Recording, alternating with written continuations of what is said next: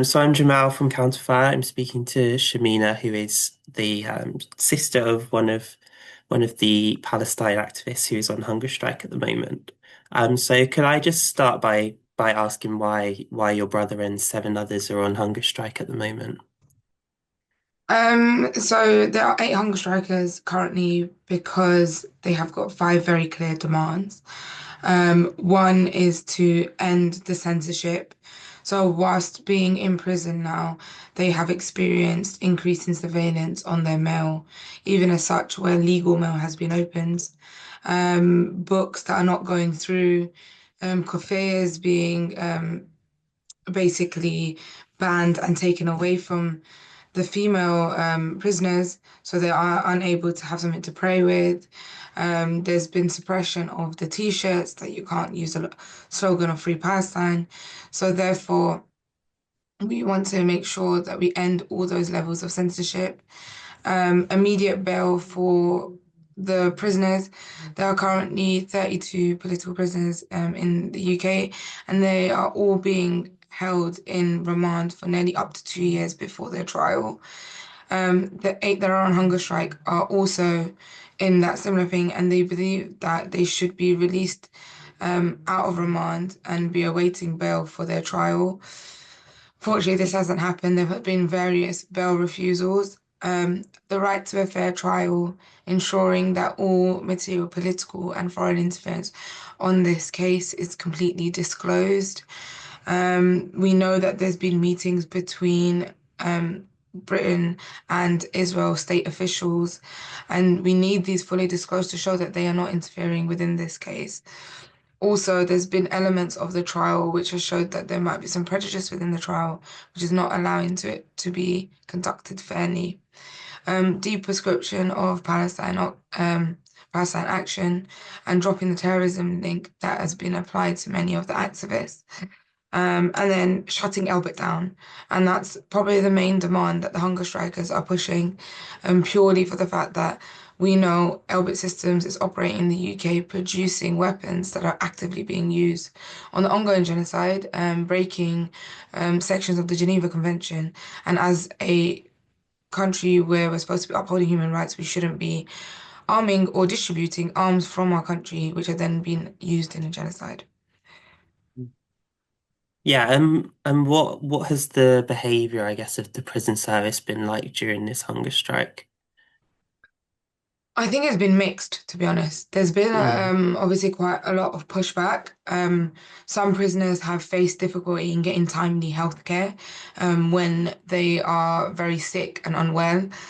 We recently had one of the hunger strikers have chest pains, and they were left in agony and pain for over 12 hours, despite even someone from the public calling an ambulance and that ambulance being sent away before they got active treatment. We've seen people have to go to the brink of passing out or not breathing before they get being able to access healthcare. And some of the prisons have tried to use intimidation tactics to break the hunger strikes. So this includes undermining the hunger strike. So they'll say things like, "You're eating in your cell, so we don't really count it." But despite the fact that they know that the cells are empty and there's no food, when they've gone further into their hunger strike, the prisons have left food inside their cells. So when you get past sort of the 10-day period of a hunger strike, you become at risk of refeeding syndrome.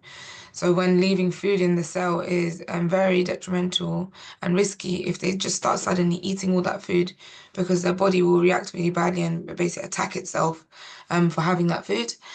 And we've seen repeatedly that they keep leaving food inside the cell, and this is like almost like torturing them. Um, there's been elements where some of them have been put in, like, tried to be isolated from the other prisoners in the prison, from each other. This has primarily happened a lot in Bronzefield. They have continued to take things away from them that could be related to Palestine. We had one of them have a t-shirt. They had a t-shirt on that said, "I support the hunger strike," Palestinian flag. They were ordered to remove it or it would be ripped away. It was actually ended up being the t-shirt was ripped up. So we've seen multiple occasions where they're just being torn apart by the system because The system is threatened by this hunger strike. Mhm. Um, but also there has also been the surprising element where there has been, although a lot quieter, support because at the end of the day, people know morality and they know what is being stood for.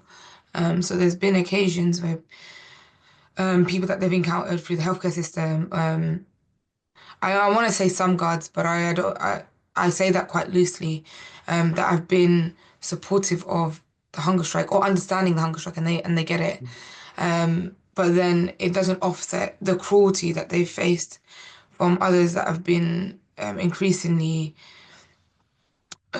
just like intimidating and giving I, I want to say violent, but it's not violent in the sense of physical violence that I can quote basically, but more violent in their thoughts and how they approach these guys. We had a recent one where one of the hunger strikers had passed out on their way to the cell, and two guards were taking them back. One of the guards was taking them back, and then they basically said to him.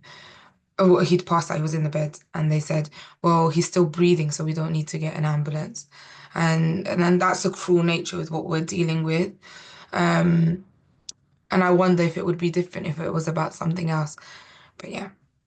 Yeah, absolutely. I mean, it's really quite shocking. And like you say, they're all being held before they've had a trial. And I was wondering, do you think this is kind of part of a wider, like, crackdown on the Palestine movement and on our civil liberties as well? Because we've seen a lot of restrictions on the big protests that we've had, and obviously these people who are political prisoners being held before a trial's even been carried out. 100%. I think if we're trying to look at this through a lens, if we looked at this as an alone case, we'll be alarmed by the features, right? Like we'll be Mm. alarmed by the potential political interference. We'll be alarmed by the fact they're on remand for so long. We'll be alarmed by the level of criminal force being used on this in terms of the sort of charges they're facing, the fact that counterterrorism is being used, like the counterterrorism police are being used to police these guys. And we've seen this as a systematic attack on activists within the UK. And this is not just like for direct actions. We've seen it on journalists like Sarah Wilkinson, and this increasing use of policing tactics to essentially scare people in the movement. And then we've seen the lift the ban and like people opposing the genocide and holding their placards. And we've seen the attack on these guys despite the positions of these people. And you can clearly tell that you can't label these people as terrorists, but that they're being labeled that. And so I think that all of this is a way to sort of like crack down on the Palestinian movement, but also a method of control by the government to contain people, not to have the freedom of thought, to challenge the government.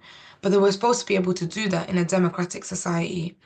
And I think they don't look at the fact that if you think about direct action occurs when avenues of democratic avenues in terms of like political avenues if we're like writing letters to MPs and stuff or petitions when those things don't work anymore. So we've been doing the marches, getting the 1 million people out on the street. But if all those things are systematically not working day on, day out, the people will end up taking to civil disobedience. They will end up taking to direct action. And so what they've done now is like they've chosen not to answer the pleas of the public. And when the public is saying that they oppose this and that the government should cut all complicity in with Israel, any links with Israel, but should they choose not to listen, then what do they expect to happen? Because we've seen in history with the suffragettes, we've seen it with the South African apartheid movement. These things are a result of a government unable to listen to their public. And so you will get civil disobedience and you will get direct action. And to criminalize that is not actually taking responsibility for your inaction. And that's what the government is doing. They're trying to shift the blame, they're trying to shift the eyes onto these people and villainize them in the media. And we've seen that with the current ongoing trial of the first six of the Filton case. There is just villainizing of them, but not full reporting of what's happening inside the courtroom, despite some independent news agents talking about it and talking about how actually the trial, there's so many elements of it that they don't talk about, but it's very positive for the defense. like showing that the security guards left bite marks on one of the actionists. Like, I remember reading that and I was just thinking, that's insane. He was left with a bite mark on his neck. And no amount of regular human beings will look at that and be like, that's a security guard defending himself, because that isn't. And then there's evidence of like CCTV footage being missing. And so when we start seeing these pictures, we're like, actually, this seems like a setup. And we need to wake up because the setup of our direct actions, our alleged direct actions for Palestine, this will detrimentally affect our ability as a society to function and challenge the government. This is not just only about Palestine, it's about our ability to be able to have protests, our freedom to assemble, our freedom to make sure we're upholding international law, because that's what these individuals are essentially being accused of upholding international law and keeping the country to account for the Geneva Conventions. All things that we should be doing as a society that's like pushing human rights. We're supposed to be at the forefront of human rights. Like the Western world places itself in that forefront, with like the UK and America saying like they're the best at giving people their human rights and like democratic powers. But what we're seeing is actually what they're heading towards is a dictatorship. That's what I'm seeing right now. And so a lot of people talk about like fascism and imperialism, and we see in this direct correlation of where they're going, and what they want is to control the thoughts of the people that live here. And so no longer is the government being led by the people, but the people are being led by the government. And that should never happen in a democratic society. Yeah, yeah, absolutely. Um, and it's been brought up a few times in Parliament now. There's been this early day motion that's been signed by, I think, 41 MPs so far. Um, and David Lammy has kind of, from what I've seen, refused to acknowledge he even knows anything about the hunger strike. Has there been any response from the government at all? And what do you think it says about them that they're refusing to acknowledge it? I just checked the early day motion. It's on 47 now. Okay. And to me, if 47 MPs are saying that they want to talk about the hunger strike, that they're concerned about the hunger strikers, this should be something that's tabled into Parliament. You can see a cross-party concern because they're not just people from one party. It's from different parties, all concerned about these hunger strikers in the UK. And we've seen people like in America, there was a congresswoman who commented on an article about the hunger strikers, and she directly asked the government, the British government, to respond to this, to respond to the hunger strikers. So if you're seeing that sort of international scrutiny, and you're seeing MPs here, cross-party MPs putting up an early day motion, supporting it, then you have to wonder, why is the government not responding, and why are they not responding with urgency? Because the reality is this situation is very time sensitive. So the dangers are imminent. Right now, I think so my brother is on day 36. The longest strikers, they are on day 42, 43. So these are into like the point of after 30 days. It's very dangerous being on hunger strike anyways. So like from day 2 weeks onwards, you start very declining, even like a week onwards, depending on your health circumstances, which we've seen with one of the hunger strikers who's 11 weeks in, 11 days in, and he's like heavily declined. And with the others, within like 2 weeks, your body starts eating itself, and that's why you develop this thing called ketoacidosis. And in these things, like dangerously, they can lead to comas. Like you can be asleep but never wake up again. And so we've seen the progression of these, and by third and fourth week, we know that it starts affecting the brain because your organs start getting eaten because you're running out of fat stores and things that you can break down. So it then starts targeting the organs.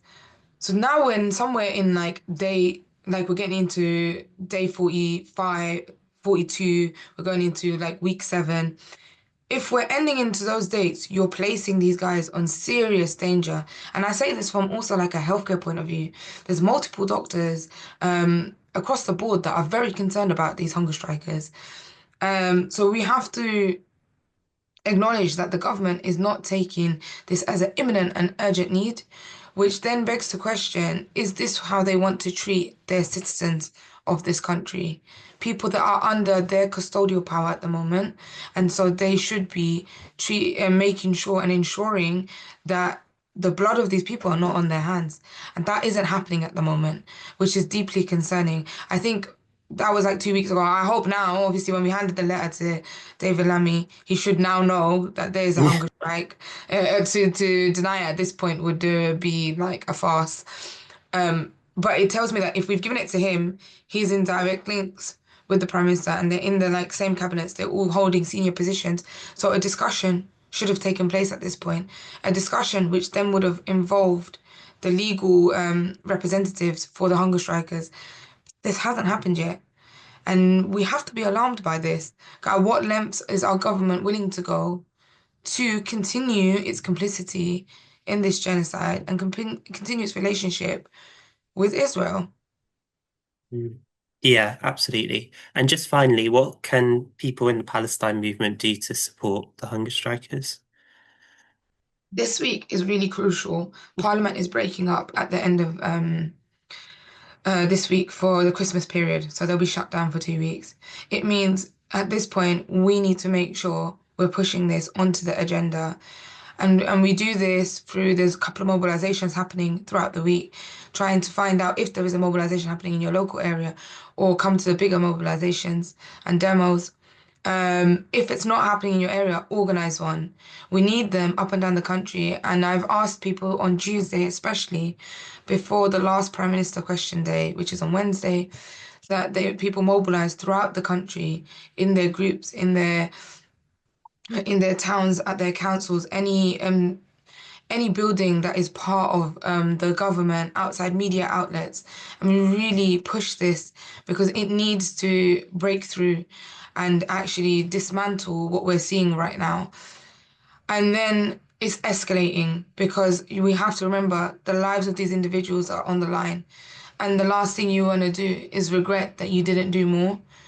So we're asking everyone to escalate. You can find out more information on how to support and what you can do through Prisoners for Palestine. They have information and guidance on things that you can do to support and really amplify the demands and ensure that these prisoners are not left with long-term health complications or worse off, that we receive the call that none of us as family members ever want to receive. Mhm. Yeah. Thanks so much for talking to That's us. okay, not a problem, Jamal. Thank you.